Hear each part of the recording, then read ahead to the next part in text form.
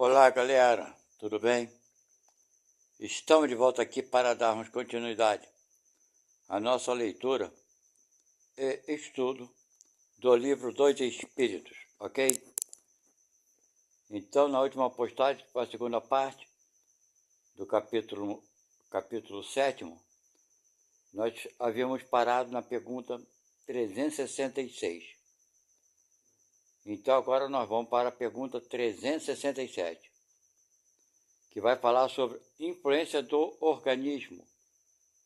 Claro que essa influência é no espírito, ok? Então vamos lá. Pergunta: o espírito unindo-se ao corpo se identifica com a matéria? Resposta: a matéria não é senão um envoltório do espírito, como o vestuário é um envoltório do corpo. Unindo-se ao corpo, o espírito conserva os atributos de sua natureza espiritual. Quer dizer, tipo caráter, essas coisas, ok? Pergunta 368.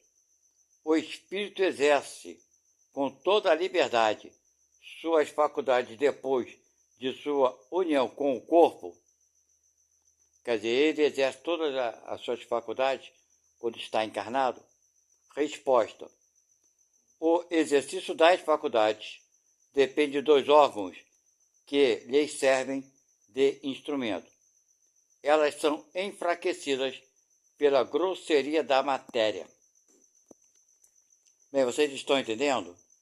Então, as nossas faculdades que temos, fora do corpo, são muito mais amplas do que quando estamos dentro do corpo, porque como o corpo ele é material, ele vai nos impedir de muitas percepções, ok? Vamos lá. Pergunta: segundo isso, o envoltório material, quer dizer, o corpo, seria um obstáculo à livre manifestação das faculdades do espírito, como um vidro opaco se opõe à livre emissão da luz? Ele está perguntando, Então, o vidro opaco, ele limita, a luminosidade, Claro. Então, ele está dando uma comparação. É isso? É isso que vocês querem dizer? Resposta: sim. É muito opaco, quer dizer, limita bastante, Pode-se ainda comparar a ação da matéria grosseira do corpo sobre o espírito à da água lamacenta, que tira a liberdade dos movimentos aos corpos nela mergulhados. Então ele está reafirmando o que havia falado antes, ok? Pergunta 369. O livre exercício das faculdades da alma está subordinado ao desenvolvimento dos órgãos? Resposta: os órgãos são os instrumentos de manifestação das faculdades da alma. Essas manifestações se encontram subordinadas ao desenvolvimento e ao grau de perfeição desses mesmos órgãos, como a boa qualidade de um trabalho, a boa qualidade da ferramenta. Vocês então estão entendendo? Então, às vezes, o corpo, se tiver alguma deficiência, é claro que o espírito não vai poder fazer tudo aquilo que ele gostaria de fazer, porque a ferramenta não é uma ferramenta apropriada para aquele espírito, ok? Isso acontece bastante, vou explicar uma coisa para vocês.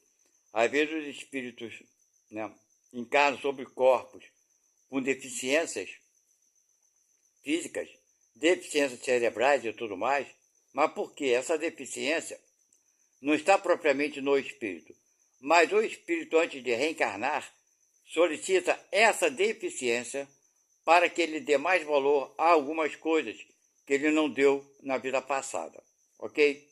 Por exemplo, se uma pessoa numa vida, ele agrediu muitas pessoas com as suas mãos, foi um agressor, utilizou mal a ferramenta que ele tinha, pode ser que numa vida futura ele peça para nascer sem as mãos. Deu para entender? Então, ele não vai ter como repetir o erro. Isso acontece frequentemente, ok? Então, com a deficiência daquele órgão, é claro que o espírito não vai poder agir da forma, né, que ele pode agir com um órgão perfeito. Vamos lá. Continua, pergunta 370. Pode-se deduzir da influência dos órgãos uma relação entre o desenvolvimento dos órgãos cerebrais e o desenvolvimento das faculdades morais e intelectuais? Será que pode ser isso? Aí ele vai responder: não confundas o efeito com a causa. O espírito tem sempre as faculdades que lhe são próprias.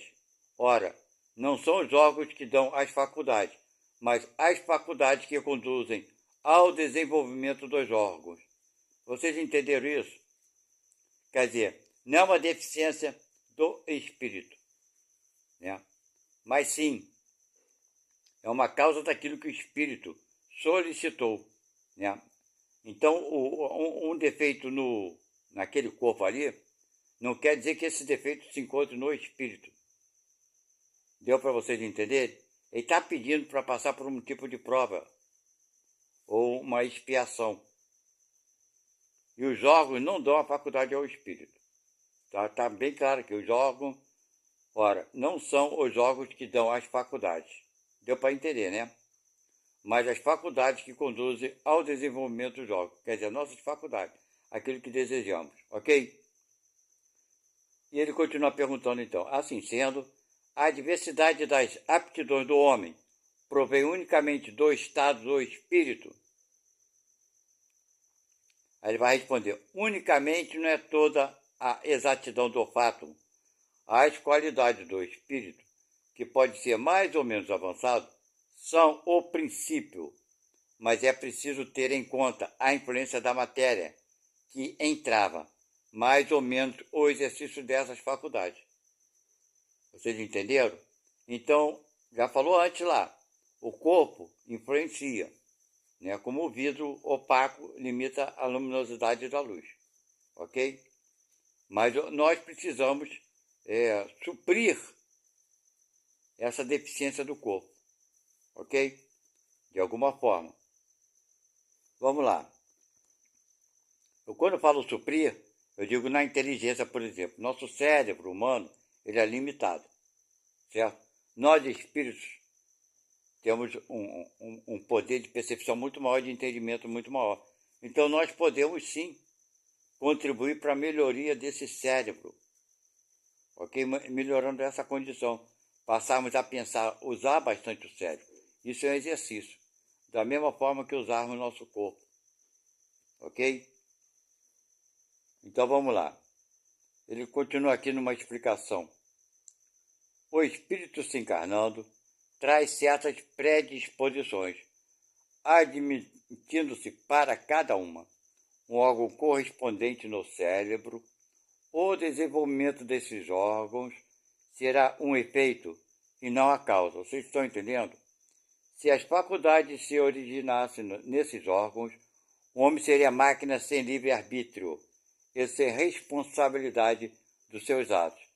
Seria preciso admitir que os maiores gênios, sábios, poetas, artistas, não são gênios senão porque o acaso lhes deu órgãos especiais, do que se seguiria que, sem esses órgãos, não poderiam ser gênios, e que o último imbecil poderia ser um Newton, um Vigílio ou um Rafael, se estivesse provido de certos órgãos. Suposição mais absurda ainda, quando se aplica às qualidades morais. Assim, segundo esse sistema, São Vicente de Paulo, dotado pela natureza de tal ou tal órgão, poderia ter sido acelerado, e não faltaria ao maior acelerado senão um órgão para ser São Vicente de Paulo. Admite o contrário, que os órgãos especiais, se é que existem, são consequência e se desenvolvem pelo exercício da faculdade, como os músculos pelo movimento e vós não tereis nada irracional. Façamos uma comparação trivial, por ser verdadeira. Por certos sinais fisionômicos, reconheceis o homem dado à bebida. São esses sinais que o tornam um ébrio, um bebedor, ou a bebedeira que faz parecer esses sinais. Pode-se dizer que os órgãos recebem o cunho da faculdade. Quer dizer, essas características, o cérebro corporal, estão no espírito e nós trazemos para o corpo como reflexo. O corpo reflete basicamente as faculdades morais do espírito. Deu para entender isso, não é isso? Então não é o corpo que determina a faculdade moral do espírito, é o contrário. Então vamos lá. Idiotismo e loucura. Tem fundamento a opinião segundo a qual os cretinos e os idiotas têm uma alma de natureza inferior? Bela pergunta, né? Resposta: não. Eles têm uma alma humana, muitas vezes mais inteligente do que pensas, e que sofre a insuficiência dos meios de que dispõe para se comunicar, do mesmo modo que o mudo sofre a de não poder falar. Vocês estão entendendo? Quer dizer, o idiota, o espírito pode ser muito mais evoluído. É uma prova ou uma expiação que ele mesmo pede para passar. Vamos lá. Agora vai perguntar e vai entrar nessa questão. Está vendo aqui, ó? Ele vai responder. São os espíritos em punição, habitando corpos de idiotas. Não, desculpa, eu pulei a pergunta. Qual o objetivo da providência, criando seres infelizes como os cretinos e os idiotas? Agora sim ele vai responder aquilo que eu já falei antes. São os espíritos em punição, habitando corpos de idiotas. Esses espíritos sofrem pelo constrangimento que experimentam e pela impossibilidade em que se encontram de se manifestarem por meio de órgãos não desenvolvidos ou desarranjados. Certo? Então, ele botou aqui, são espíritos em punição. Eu não concordo com esse termo, em punição. Foi o próprio espírito que pediu esse tipo de situação. Vocês entenderam? Por expiação. Para aprender aquilo que ele precisa aprender. Pergunta. Não é exato, então, dizer que o órgão não tem influência sobre as faculdades? Tem influência é uma coisa. Agora, determinar a faculdade é outra. Vocês estão entendendo aqui essa pergunta? Ter influência é uma coisa. Impedir que o espírito tenha mais liberdade é uma coisa. Agora, dizer que os órgãos dão a faculdade para o espírito é bem outro. Ele vai confirmar isso que eu estou falando para vocês. É uma compreensão que é bem profunda. Por isso que nós temos que pensar bastante. Isso é um exercício que fazemos, né? A cada leitura. Vamos lá. Jamais dissemos que os órgãos não tivessem influência. Olha bem, influência. Eles têm uma influência muito grande sobre a manifestação das faculdades. Porém, não dão às faculdades, olha como é importante, não dão as faculdades, quer dizer, não determinam que o espírito se modifique, seja assim ou assado. E aí está a diferença, olha bem como é importante as coisas, né? Um bom músico, com um mau instrumento, não fará boa música. E isso não o impedirá que seja um bom músico. Vocês estão vendo como essas coisas são importantes? É necessário distinguir o estado moral do espírito, o estado normal do estado patológico. No estado normal, o moral suplanta o obstáculo que lhe opõe à matéria. Mas existem casos em que a matéria oferece uma resistência tal que as manifestações são obstadas ou desnaturadas, como na idiotia e na loucura. São casos patológicos, e nesse estado a alma, não gozando de toda a sua liberdade, a própria lei humana a isenta da responsabilidade de seus atos. Então vocês estão vendo aí, né? Não é a faculdade, não é o problema nos órgãos que dá a faculdade ao espírito, tem de atrás nele, certo? Aquelas faculdades. qual será o mérito da existência para eles, para seres como os idiotas e os cretinos, que não podem fazer nem o bem nem o mal, não podendo progredir? Resposta: é uma expiação imposta ao abuso que fizeram de certas faculdades. É um tempo de prisão. Quer dizer, não é imposta. O espírito mesmo se impõe. Sempre que vocês verem essas colocações que é imposta, que é uma punição, entendam bem, isso não existe. Porque nós vamos ver aqui espíritos que têm uma compreensão maior, falando que nós mesmos pedimos, né, o tipo de vida que vamos levar, o tipo de corpo. Nós solicitamos esse tipo de situação. E quando nos é permitido, viemos sob essas condições. Um corpo de idiota pode, assim, abrigar um espírito que animou um homem de gênio na existência precedente? Ou seja, o idiota de hoje, né, ou louco, será que na vida passada ele foi uma pessoa muito inteligente? Resposta: sim. O gênio às vezes torna-se um flagelo quando dele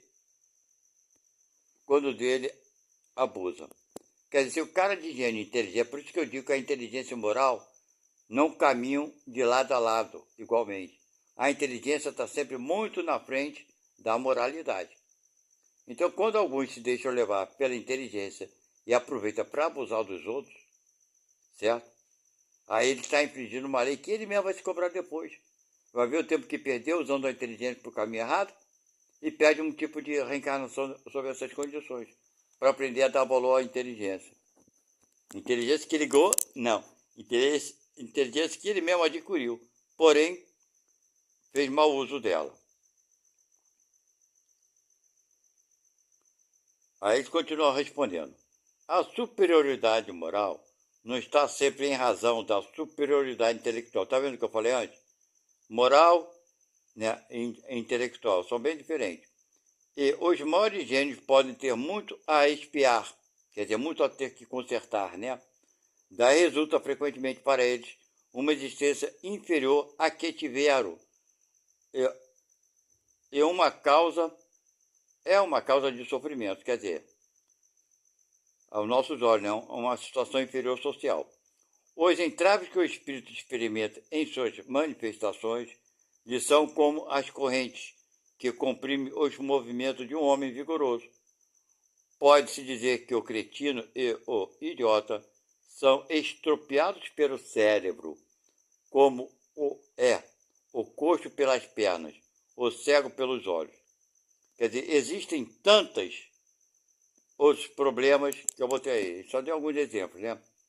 Que são provas de expiação mesmo. Na verdade, não são provas, são expiações. O idiota no estado de espírito tem consciência de seu estado mental? Resposta: sim. Muito frequentemente ele compreende que as cadeias que entravam no seu voo são uma prova e uma expiação. Certo?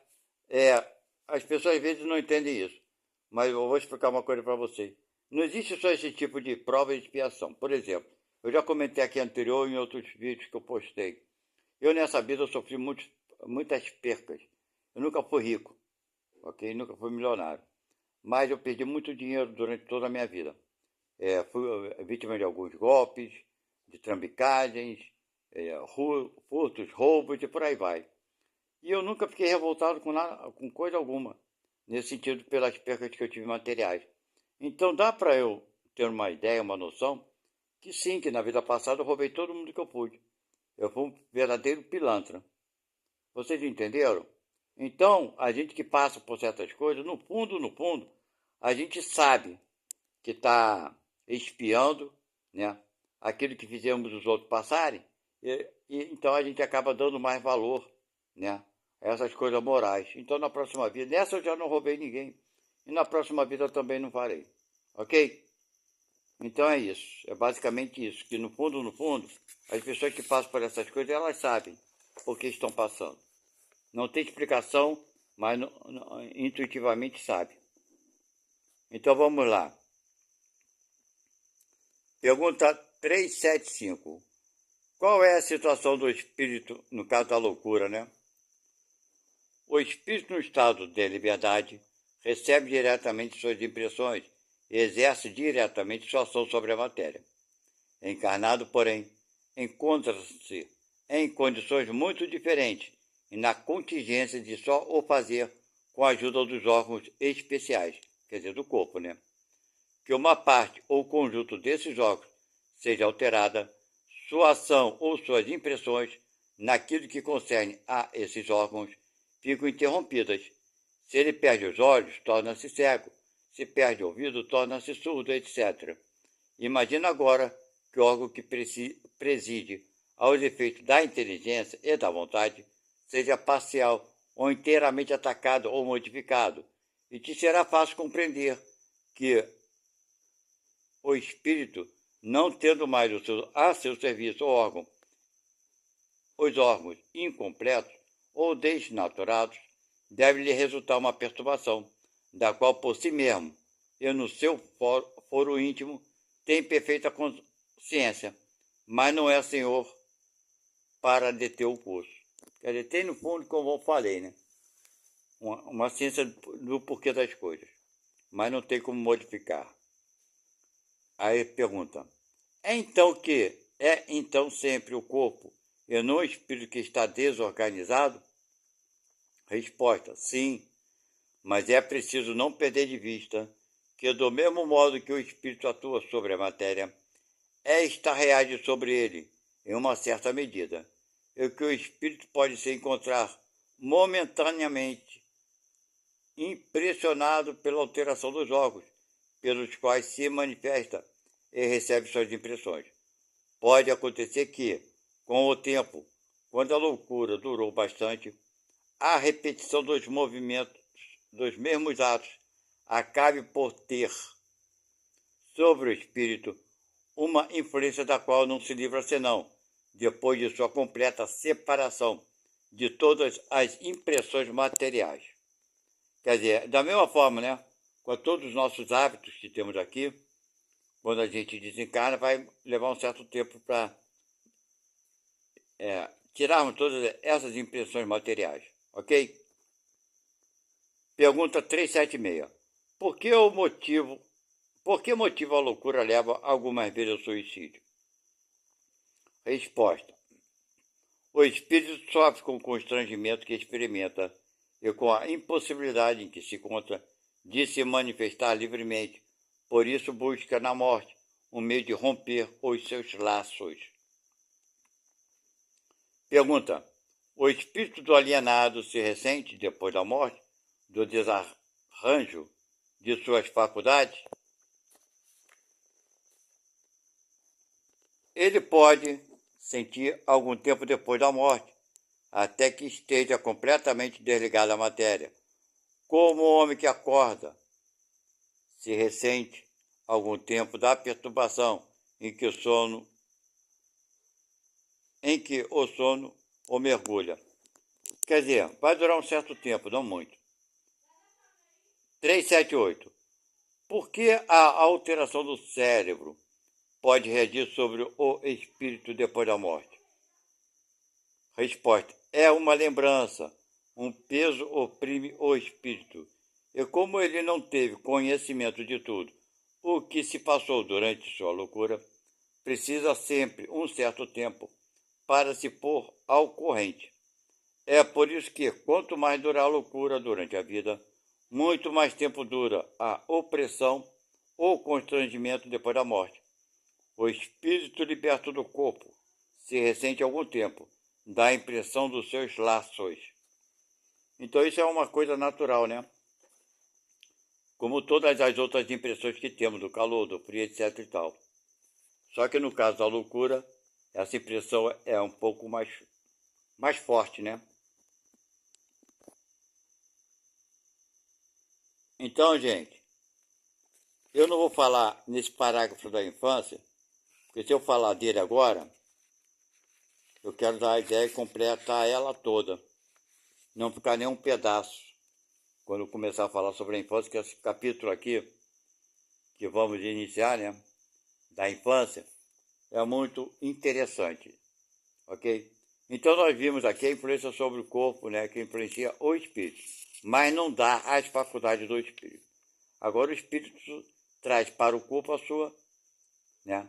Aí influencia o corpo também, da mesma forma, parece que é uma troca mútua. Mas o corpo só influencia o espírito, não dá o caráter, ok? E os defeitos físicos, muitas vezes, nós, quando estamos na pátria espiritual, pedimos para que a gente nasça assim ou assado, para reparar alguns erros. Mas não é nos castigando que vamos reparar, é para que a gente possa dar mais valor ao erro que cometemos e não repetirmos ele novamente, ok? Então é assim que a coisa funciona. Então, meus amigos, fica aqui esse estudo de hoje. Nós paramos na terceira parte, não é isso? Do capítulo 7º.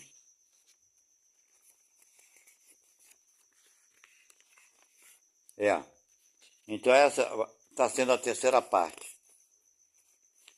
E quando falarmos sobre a infância, será a quarta parte. Ok, meus amigos? Aguardo vocês até a próxima postagem que eu fizer aqui do Livro dos Espíritos. Fiquem com Deus e até a próxima. Tchau.